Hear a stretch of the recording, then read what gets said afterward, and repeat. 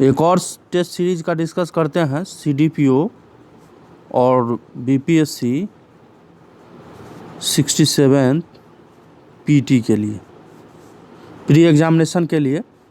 Question करा first कि पहली बार किस आंदोलन के दौरान वंदे मातरम का व्यापक स्तर पर प्रयोग किया गया था? तो इसका उपयोग किया गया था स्वदेशी आंदोलन के समय। और स्वदेशी आंदोलन के दौरान कलकत्ता की सड़कों पर वंदे मातरम जो है गूंज उठा था।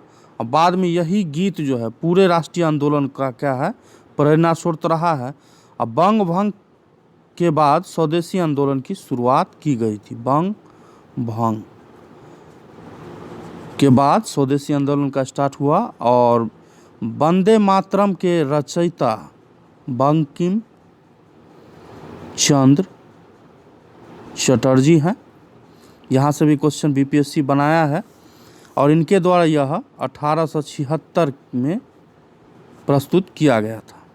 क्वेश्चन नंबर सेकंड पे आ जाइए कि दादा भाई नौरोजी द्वारा लंदन में किस संस्था की स्थापना की गई थी?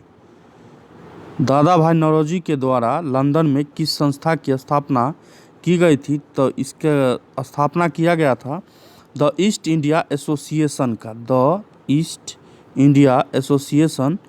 और 1866 ईस्वी में इसका स्थापना जो है किया गया था। ठीक है।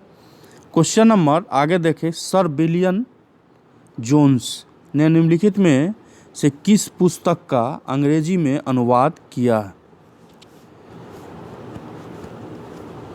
तो अभिज्ञान शाकुंतलम, इसका जो है अंग्रेजी में अनुवाद किया था 1779 ईस्वी में। ठीक है।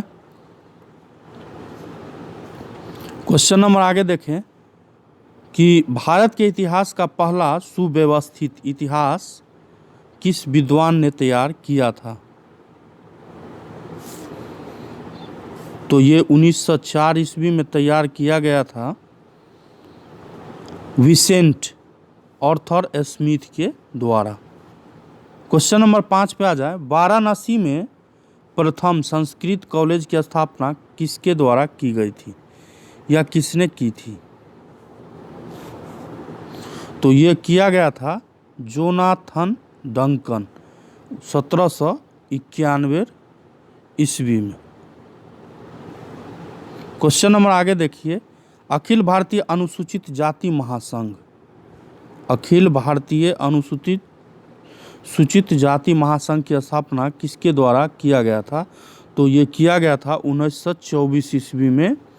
डिप्रेस्ड क्लास इंस्टीट्यूशंस की स्थापना जो है किया गया था और ये भीमराव अंबेडकर के द्वारा किया गया था। ऑप्शन नंबर सी इसमें सही हो जाएगा। चलिए क्वेश्चन नंबर 7 पे आइए। क्वेश्चन नंबर 7 कह रहा है कि रहनुमाई मजद यासन सभा का संबंध किस धर्म में सुधार से संबंधित है?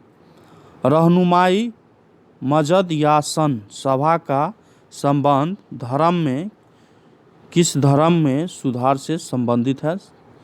तो ये संबंधित है पारसी धर्म से। चलिए क्वेश्चन नंबर 8 देखें कि महाराष्ट्र के किस समाज सुधारक को लोक हितवादी उपनाम से भी जाना जाता है? तो ये जाना जाता है गोपाल हरि देशमुख को, लोकहितवादी। चलिए क्वेश्चन नंबर आगे आ जाए कि यंग बंगाल आंदोलन का आरंभ किसने किया था? तो ये स्टार्ट किया गया था हेनरी बिबिनियन डेराजियो के द्वारा। ठीक है। और यंग बंगाल आंदोलन के नेता और प्रेरक नौजवान एंग्लो इंडियन हेनरी बिबिनियन डेरोजियो थे और उन्होंने आधुनिक भारत का प्रथम राष्ट्रवादी कवि भी कहा जाता है। आधुनिक भारत का प्रथम राष्ट्रवादी कवि भी इन्हें कहा जाता है। क्वेश्चन नंबर 10 देखें, किस स्थान से प्रागैतिहासिक गुफा शैलचित्र प्राप्त हुआ है? तो ये प्राप्त हुआ है भीमबेटिका से प्राप्त हुआ है, ठीक है। और इस खोज को 1957 ईस्वी में डॉक्टर विष्णु श्रीधर वाकनकर के ने किया था। अब भीमबेटिका में 700 से अधिक शैल चित्र जो है प्राप्त हुआ है, जिसमें 400 शैल चित्र जो है शैल चित्रों द्वारा सुसज्जित है। क्वेश्चन नंबर 11 देखें कि कालिदास की निम्नलिखित रचनाओं में कौन से नाटक हैं। तो इसमें जो भी रचना है सभी कालिदास के द्वारा किया गया, तो इसका आंसर जो हो जाएगा 1 से अधिक उत्तर इसमें सही है। क्वेश्चन नंबर 12 देखें, भारतीय उपमहाद्वीप में लौह का सर्वप्रथम साहित्यिक संदर्भ मिलता है। तो ये हमें देखने को मिलता है यजुर्वेद में। क्वेश्चन नंबर आगे देखें। क्वेश्चन नंबर आगे कह रहा है कि सूची 1 का सूची सेकंड से सुमेलित कीजिए तथा सूचियों के नीचे दिए गए कूट को सही उत्तर का चयन करना। इधर जगह दिया हुआ है और इधर कहाँ स्थिति है उसका वो दिया हुआ है। फर्स्ट देख लेते हैं, रंगपुर जो है, रंगपुर गुजरात में है। उसके बाद कालीबंगा जो है वो राजस्थान में है, कालीबंगा राजस्थान। उसके बाद राखी गढ़ी जो है ये हरियाणा में है और मोहनजोदड़ो जो है सिंध में पड़ता है। तो यानी कि इसके अनुसार आंसर आपका हो जाएगा 4, 1, 2, 3। ऑप्शन नंबर बी इसका सही हो जाएगा। क्वेश्चन नंबर आगे देखें कि मगध साम्राज्य पर शासन करने वाले राजवंशों, एक मिनट, मगध साम्राज्य पर शासन करने वाले राजवंशों को सही क्रम में व्यवस्थित कीजिए। तो इसका सही उत्तर हो जाएगा हर्यक वंश। एक मिनट,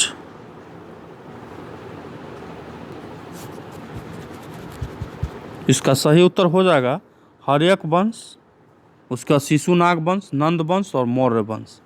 हर्यक वंश का स्थापना जो है ये बिंबिसार के द्वारा किया गया है।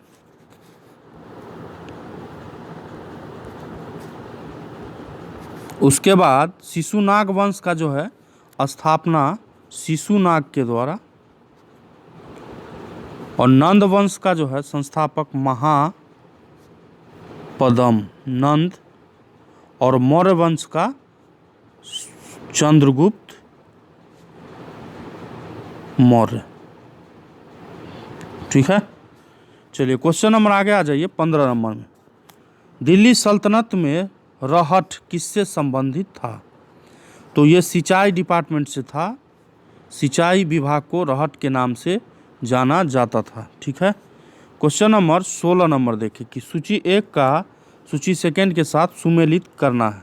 इधर लड़ाई दिया हुआ, इधर संबंधित वर्ष दिया हुआ। पानीपत की लड़ाई सर्वप्रथम हुआ है 1526 ईस्वी में, अप्रैल 1526 ईस्वी में। उसके बाद हुआ खानवा का लड़ाई जो है 1527 में हुआ है, मार्च में, ये अप्रैल में हुआ है। उसके बाद चौसा की लड़ाई जो है 1539 ईस्वी में हुआ है। उसके बाद कन्नौज की लड़ाई जो है 1540 ईस्वी में हुआ है। तो इसके अनुसार आंसर जो आपका बनेगा वो बनेगा 2, 1, 4, 3। क्वेश्चन नंबर आगे देखें। क्वेश्चन नंबर 17 कह रहा है कि सूची 1 का सूची सेकंड के साथ सुमेलित कीजिए। सूची 1 का सूची सेकंड से सुमेलित करना है। इधर घटना दिया हुआ है और इधर वर्ष दिया हुआ है। रॉलेट एक्ट की घटना जो है 1919 ईस्वी में हुई है, इसका 4 हो जाएगा। नमक आंदोलन जो है, नमक मार्च 1930 में हुआ है। उसके बाद चौरी चौरा घटना जो है ये हुआ है 1922 ईस्वी में, और द्वितीय गोलमेज सम्मेलन जो है ये हुआ है 1931 ईस्वी में। इसके अनुसार आंसर बन जाएगा 4, 3, 1 और 2। क्वेश्चन नंबर आगे देखें। निम्नलिखित में किसको सामान्यतः पंजाब केसरी के नाम से जाना जाता है। तो आप जानते हैं कि ये प्रीवियस ईयर क्वेश्चन पूछा है, तो इस लाला लाजपत राय को पंजाब केसरी के नाम से जाना जाता है। क्वेश्चन नंबर 19 देखें, ईस्ट इंडिया कंपनी के काल में प्राचीन पुस्तक मनुस्मृति अंग्रेजी अनुवाद किस नाम से किया गया था? तो ये किया गया था अंग्रेजी अनुवाद इसका a code of Gentoo laws. Option number D इसका सही हो जाएगा। क्वेश्चन नंबर 20 नंबर पे आ जाए, प्राचीन भारत के, कुछ आवाज़ में आपको प्रॉब्लम नज़र आ रहा होगा, प्राचीन भारत के इतिहास में महापाषाण का संबंध है, महापाषाण का संबंध है, तो ये संबंध है दक्षिण भारत से। क्वेश्चन नंबर 21 देखें कि हड़प्पा सभ्यता के क्षेत्र को सिंडन कहकर निम्नलिखित में से किसने संबोधित किया था? तो ये किया गया था यूनानियों के द्वारा। ऑप्शन नंबर ए, यूनानियों के द्वारा सिंडन का उपयोग किया गया था।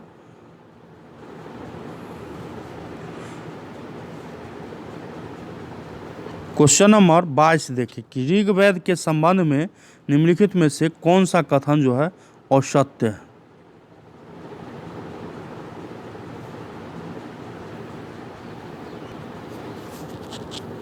तो ऋग्वेद के संदर्भ में न्यायाधिकारी का उल्लेख किया गया था, ये जो है असत्य है, और इसमें गंडक नदी का जिक्र किया गया है, ये भी असत्य है। यानी कि ऑप्शन नंबर ए और डी इसमें सही है, तो इसका सही उत्तर हो जाएगा 1 से अधिक। चलिए क्वेश्चन नंबर आ जाइए। क्वेश्चन नंबर 23 करा कि बौद्ध धर्म के संबंध में निम्नलिखित में कौन सा कथन असत्य कथन है, पहचान उसका करना है। तो स्त्री एवं शूद्रों के प्रवेश को लेकर मौन रहा, ये जो स्टेटमेंट है इसमें ये गलत है, अदरवाइज जो भी स्टेटमेंट है वो सही है, तो इसका सही उत्तर हो जाएगा option number A. Question number आ जाइए, प्रीवियस ईयर में पूछा है इब्न बतूता ने किस शहर को पूर्वी इस्लामी दुनिया का सबसे बड़ा शहर कहा है? तो ये कहा था दिल्ली को। इब्न बतूता उत्तरी अफ्रीका के मोरक्को के तांजियार नगर का निवासी था, मोरक्को का निवासी था। प्रीवियस ईयर में क्वेश्चन पूछ चुका है। क्वेश्चन नंबर 25 देखें कि आगरा में मोती मस्जिद और दिल्ली में जमा मस्जिद का निर्माण किस मुगल शासक के काल में हुआ है? तो ये हुआ है शाहजहां के टाइम पीरियड में। क्वेश्चन नंबर 26 पे देखें, पुरंदर की संधि निम्नलिखित में किसके मध्य हुई है? तो पुरंदर की संधि जो है ये हुआ है शिवाजी और राजा जय सिंह के बीच। ऑप्शन नंबर डी इसमें सही हो जाएगा। क्वेश्चन नंबर 27 देखें कि अंजुमन ए मोहिस वान ए बतन नामक क्रांतिकारी संगठन के संस्थापक और स्थापना के स्थान के जोड़े का सही चयन आपको करना है, तो इसमें सही उत्तर हो जाएगा अजीत सिंह लाहौर। क्वेश्चन नंबर 28 पे आ जाए, 1668 में ईस्ट इंडिया कंपनी ने बम्बई को क्या किया था? बम्बई को तो पुर्तगालियों से बम्बई को जो है प्राप्त किया था। ऑप्शन नंबर ए इसमें सही हो जाएगा। चलिए क्वेश्चन नंबर आगे आ जाए, फ्रांसीसी ईस्ट इंडिया कंपनी की स्थापना किस वर्ष हुई है? फ्रांसीसी ईस्ट इंडिया कंपनी की स्थापना जो हुई है वो 1664 ईस्वी में हुआ है। चलिए क्वेश्चन नंबर 30 देखें कि किस एक्ट के माध्यम से बोर्ड ऑफ कंट्रोल की स्थापना की गई जिससे ब्रिटिश सरकार का ईस्ट इंडिया कंपनी के मालों यानी व्यापारिक वस्तुओं और उसके भारतीय प्रशासन पर नियंत्रण जो है स्थापित हो गया था? तो ये हुआ था पिट्स इंडिया एक्ट 1784 के तहत। चलिए क्वेश्चन नंबर 31 देखें कि किस गवर्नर जनरल को विश्वास था कि हिंदुस्तान का हर निवासी भ्रष्ट है? तो ये विश्वास था लॉर्ड कर्नवालिस ऐसा मानते थे। क्वेश्चन नंबर 32 देखें कि भारतीय दंड संहिता इंडियन पैनल कोड का निर्माण किसके नेतृत्व में किया गया था? तो ये हुआ है लॉर्ड मैकाले के सरकार के संदर्भ में। 1833 ईस्वी में लॉर्ड मैकाले के नेतृत्व में जो है भारतीय कानून को संहिताबद्ध करने के लिए एक विधिक आयोग जो है गठन किया गया था। क्वेश्चन नंबर 33 देख लीजिए। 1857 ईस्वी के विद्रोह में दिल्ली में वास्तविक नियंत्रण एक सैनिक समिति के हाथ में था। इसका प्रमुख कौन था? तो इसका प्रमुख जो है बख्त खां। ऑप्शन नंबर बी इसका सही हो जाएगा। क्वेश्चन नंबर 34 देखें कि 1939 में All India States People's Congress का अध्यक्ष किसे चुना गया था? तो ये चुना गया था जवाहरलाल नेहरू को। क्वेश्चन नंबर 35 देखें कि जवाहरलाल नेहरू को भारतीय राष्ट्रीय कांग्रेस का अध्यक्ष कब चुना गया?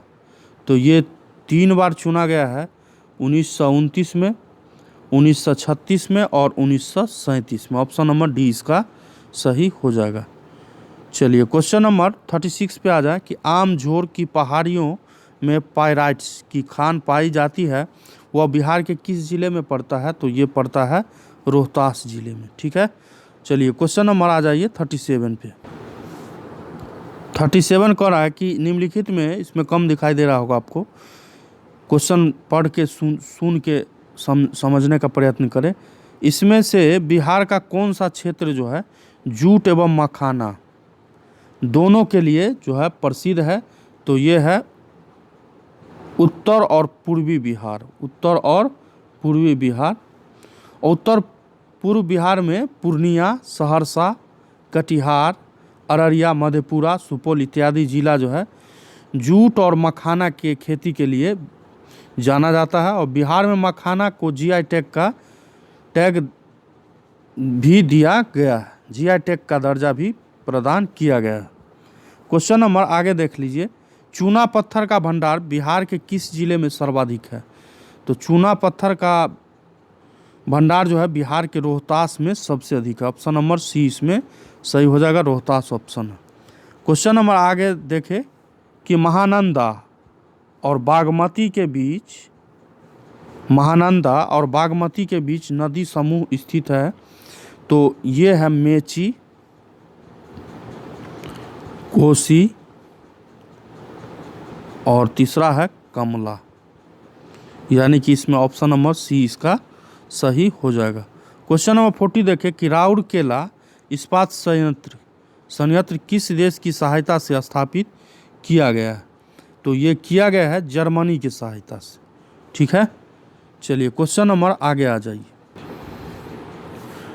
क्वेश्चन नंबर 41 देखें कि ग्रीष्म ऋतु में पूर्वी भारत में चलने वाले तीव्र एवं आर्द्र हवाओं को केरल में किस नाम से जाना जाता है? तो ये जाना जाता है आम्र वर्षा के नाम से। क्वेश्चन नंबर 42 देखें कि भारत का पहला परमाणु रिएक्टर निम्नलिखित में कौन सा है? तो ये है तारापुर, जो महाराष्ट्र में है, और इसमें ऑप्शन नहीं दिया गया है, इसीलिए इसका आंसर जो हो जाएगा एक, इसमें ई ऑप्शन सही हो जाएगा। क्वेश्चन नंबर 43 देखें कि सूची 1 का सूची 2 के साथ सुमेलित करना है। इधर परियोजना दिया है और इधर उसका नदी दिया हुआ। इडुक्की परियोजना जो है पेरियार नदी पे है, ऑप्शन नंबर 3। उसके बाद गांधी सागर परियोजना जो है चंबल नदी पे है, ऑप्शन नंबर डी इसका हो जाएगा। दुलहस्ती परियोजना जो है चिनाब नदी पे है, और हीराकुंड परियोजना जो है महानदी पे है, यानी कि आंसर इसका हो जाएगा, सही उत्तर हो जाएगा ए, ऑप्शन नंबर ए। चलिए क्वेश्चन नंबर आ जाइए 44 पे। क्वेश्चन नंबर 44 कह रहा है कि भूमध्य सागर का प्रकाश स्तंभ किस ज्वालामुखी को कहा जाता है? तो ये कहा जाता है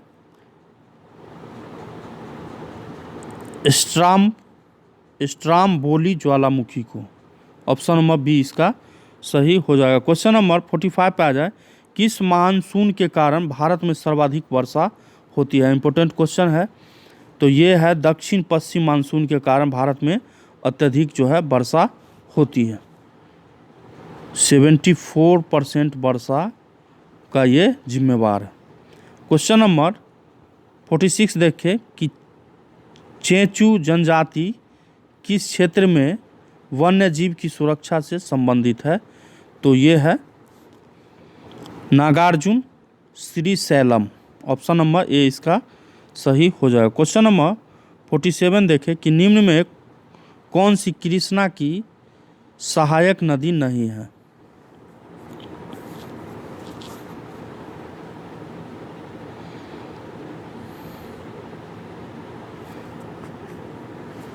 तो इसमें जो भी नदी है वो कृष्णा की सहायक नदी है, तो इसीलिए इसका आंसर जो हो जाएगा एक से अधिक उत्तर इसमें सही है। क्वेश्चन नंबर 48 देखें प्रायद्वीपीय भारत में पश्चिम की ओर प्रवाहित होने वाली नदी क्या है? प्रीवियस ईयर क्वेश्चन है। तो ये नदी जो है प्रायद्वीपीय भारत में नर्मदा, ताप्ती और माही, ये मुख्य नदी है जो पश्चिम की ओर जो है प्रवाहित होता है। तो इसका भी आंसर बन जाएगा एक से अधिक उत्तर इसमें सही है। क्वेश्चन नंबर 49 देखें उत्तर प्रदेश एवं नेपाल के साथ बिहार के किस जिले की सीमा जो है स्पर्श करती है? तो ये करती है पश्चिम चंपारण। क्वेश्चन नंबर 50 देखें कि महाद्वीपीय विस्थापन का सिद्धांत किसने दिया था? तो ये दिया था अल्फ्रेड वैगनर के द्वारा दिया गया था। ऑप्शन ए इसका सही हो जाएगा। क्वेश्चन नंबर 51 देखें कि निम्न में से भारत का सबसे बड़ी जनजाति कौन है? देखिए जेपीएससी के एग्ज़ाम में ये इस बार पूछा है क्वेश्चन। जेपीएससी जो एग्ज़ाम पीटी के लिए कंडक्ट कराया था उसमें ये क्वेश्चन आपको देखने को मिला था। तो इसका सही उत्तर हो जाएगा भील। चलिए क्वेश्चन नंबर आ जाइए 52 पे। क्वेश्चन नंबर 52 कह रहा है कि निम्नलिखित में किस नदी बेसिन में कोयला नहीं पाया जाता है? तो ये पाया जाता है तापी बेसिन में जो है कोयला नहीं पाया जाता। क्वेश्चन नंबर आगे देख लीजिए 53 इनमें से किस पर्वतीय रेलवे को यूनेस्को की विश्व धरोहर सूची में शामिल नहीं किया गया? तो ये माउंट आबू जो है मेहसाना रेलवे को है जो शामिल इसमें विश्व धरोहर की सूची में शामिल नहीं किया गया। इस क्वेश्चन में डॉट है, आप लोग इसका सही आंसर जानते हैं तो कमेंट बॉक्स में ज़रूर इसका उत्तर दें। क्वेश्चन नंबर 54 देख लीजिए शहरी जनसंख्या वाले राज्यों का सही क्रम घटते क्रम में आपको बताना है 2011 के जनगणना के अनुसार। तो सबसे अधिक जो है शहरी जनसंख्या महाराष्ट्र, उसके बाद आ जाएगा आपका उत्तर प्रदेश, उसके बाद आ जाएगा तमिलनाडु। ऑप्शन नंबर सी इसका सही हो जाएगा। क्वेश्चन नंबर 55 देखें कि निम्नलिखित में कौन सा देश समूह यूरेनियम का प्रमुख उत्पादक क्षेत्र है?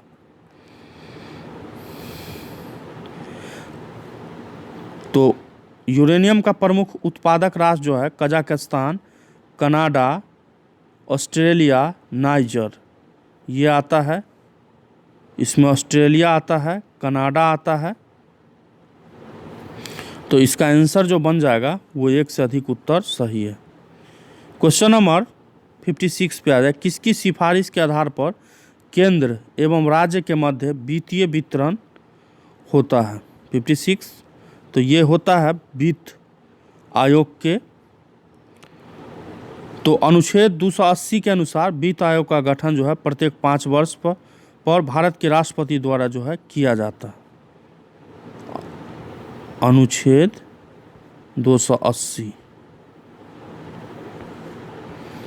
क्वेश्चन नंबर आगे देख लीजिए सूची 1 का सूची 2 के साथ सुमेलित करना है। ये सब क्वेश्चन आपको पॉलिटी से है, राज्य व्यवस्था से क्वेश्चन लिया गया है।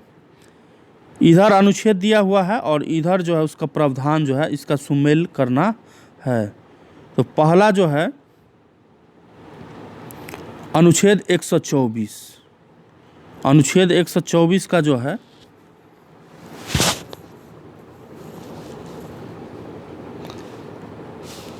इसका हो जाएगा सर्वोच्च न्यायालय से संबंधित है।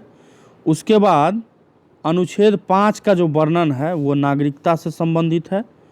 और अनुच्छेद 352 जो है ये राष्ट्रपति के आपात से संबंधित है, आपातकालीन शक्ति।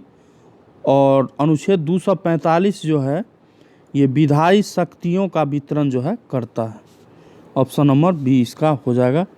तो इसके अनुसार आंसर आपका बनेगा 3, 4, 1 और 2। क्वेश्चन नंबर आगे आ जाइए।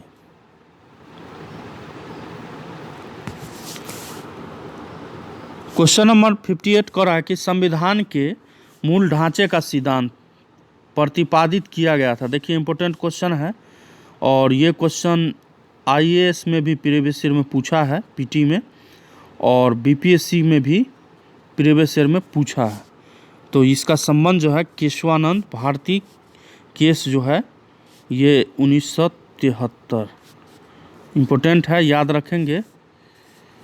क्वेश्चन नंबर 59 देखें कि किस अनुच्छेद के तहत विधानसभा द्वारा विधान परिषद के गठन का जो है प्रस्ताव पारित किया जाता है। तो ये इसका वर्णन जो है अनुच्छेद 169 में है। ऑप्शन नंबर बी इसका सही हो जाएगा। क्वेश्चन नंबर 60 पर देखें किसी भौगोलिक क्षेत्र को अनुसूचित क्षेत्र घोषित करने का जो है संवैधानिक अधिकार किसको प्रदान किया गया है? तो ये राष्ट्रपति को प्रदान किया गया। क्वेश्चन नंबर 61 देखें कि अनुच्छेद 143 राष्ट्रपति को निम्नलिखित में से किसके साथ परामर्श करने की शक्ति जो है प्रदान करता है? तो ये है उच्चतम न्यायालय के साथ। चलिए क्वेश्चन नंबर आ जाइए 62 पे। निम्नलिखित में कौन सा एक लोकसभा का सर्वाधिक बड़ा या क्षेत्रफल के अनुसार निर्वाचक क्षेत्र है? तो ये है सबसे बड़ा लद्दाख। क्वेश्चन नंबर 63 देखिए लोक निधि का अभिभावक किसे कहा जाता है? तो ये कहा जाता है नियंत्रक एवं महालेखा परीक्षक को। चलिए क्वेश्चन नंबर आ जाइए 64 पे। न्यायिक पुनरावलोकन प्रचलित है। 64 का